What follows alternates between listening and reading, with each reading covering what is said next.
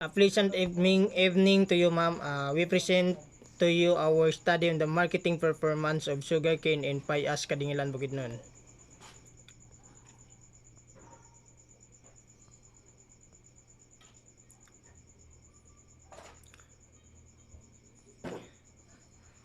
Before, people use honey to sweeten their foods.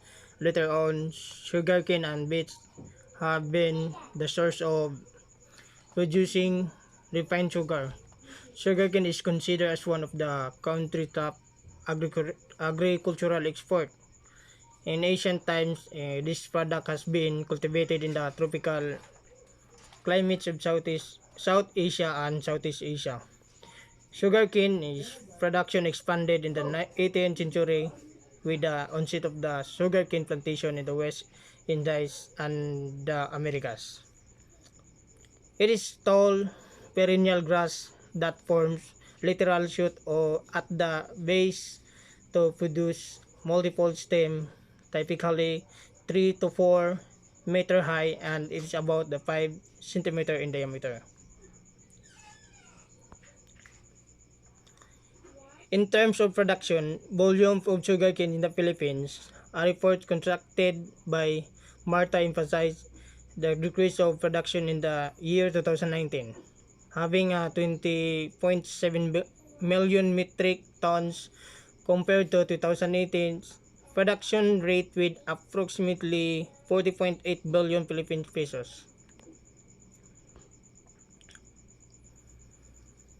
However, with the emergence of the global pandemic caused by the spread of COVID-19, the production rate of sugarcane decreased even more due to shortage of inputs, reduced number of workers, and restriction of travel.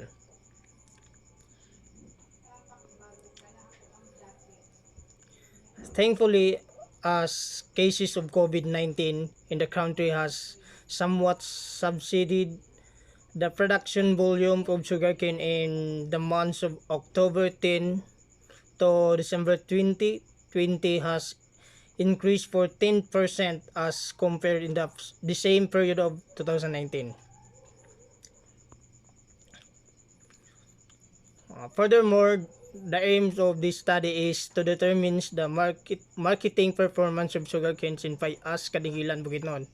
It also includes the discussion of the struggles encountered by sugarcane and farmers in marketing the sugarcane commodity.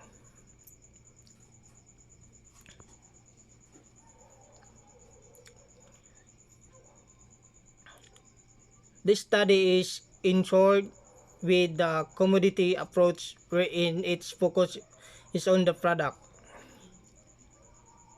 Conducting this study is relevant to raise awareness about the current situation of sugarcane farmers in the local areas.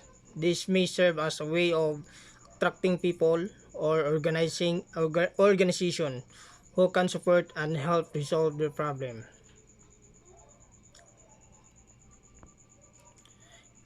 Next, we have the objective of the study. Generally, this study aims to determine the marketing performance of sugarcane in Payas, Kadingilan, Bukidnon. Especially, it seeks to answer the following.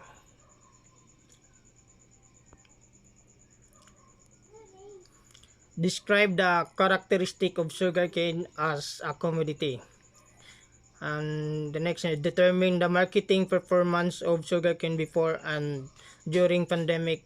And the last is describe the struggles encountered by farmers in marketing sugarcanes.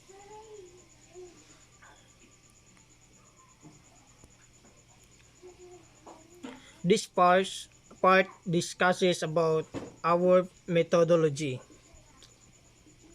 This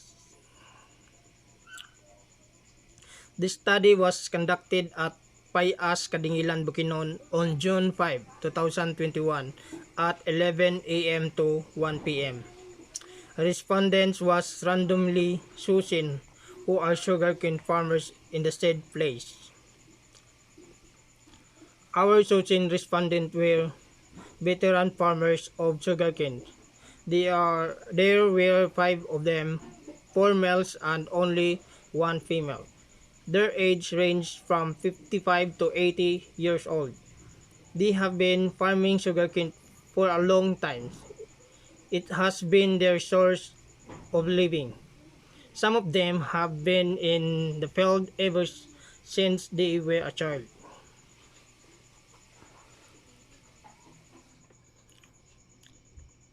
Data collection was done through an interview.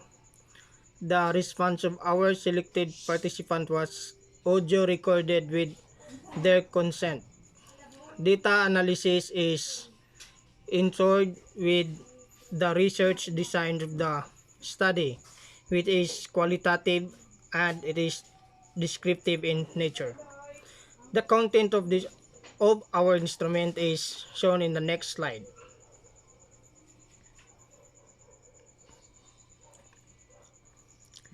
So here are the question as we asked to our respondent for us to gather the relevant information to our study. Number one is, what can you say about characteristic of qualities of sugarcane as commodity? And then the number two, how much was your sales in marketing sugarcane before the strike of the pandemic? How about during the pandemic? And the third is, did your occurrence of the pandemic affected your income? And then the last number four, what were your struggles or challenges in marketing sugarcane?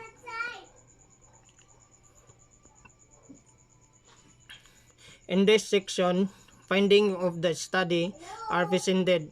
It includes the discussion of the characteristic of sugarcane, marketing performance of sugarcane before and during pandemic, and the struggles encountered by sugarcane farmers.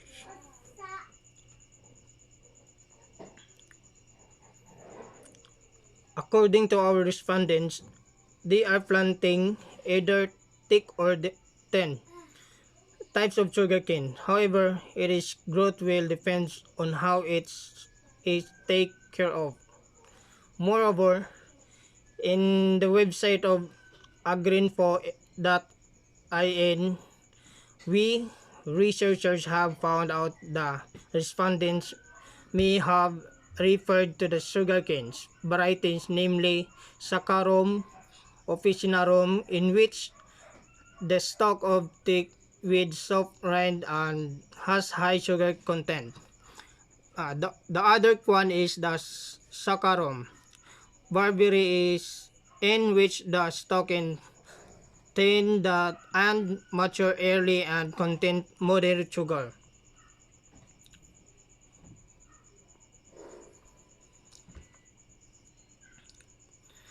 Almost all of the respondents indicate that their sales before and during pandemic stayed the same. However, one of them have mentioned that sugarcane marketing was greatly affected with the abrupt implementation of lockdown in the country. Even with the strike of the pandemic, price of the sugarcane was retained when lockdown was implemented in the country in the month of March 2020, and the Busco Milling Company closed and enabling them to transport their product. They didn't earn for a month with the situation.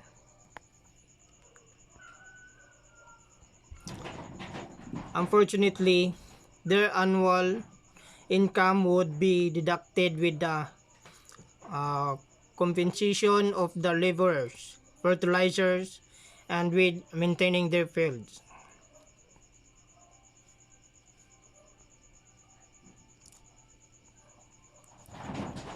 The respondents struggled the most with financial matters. Their income would be deducted from several things like the daily compensation of the laborer, fracking, and fertilizer, and maintaining the cleanliness of sugarcane fields.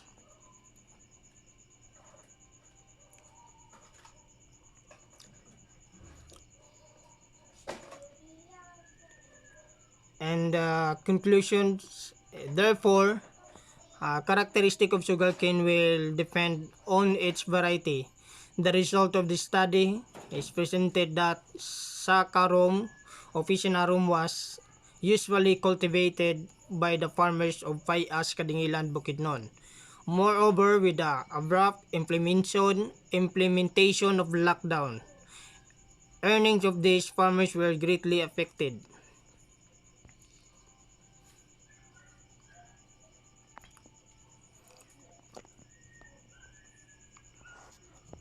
Their earnings would range from 30,000 to 300,000 depending on the season. Fortunately, sugarcane farmers were struggling with their finances.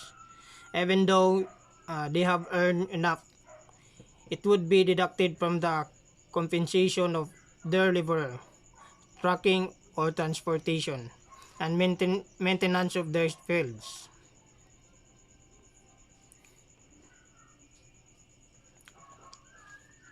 And the recommendations. To future researchers, we recommend them to conduct further research on the marketing performance of sugarcane in other local areas. The study also recommends organizations or local governments to support local farmers since they struggling with finances. They could conduct programs about how to handle their finances well. And that's all. Thank you.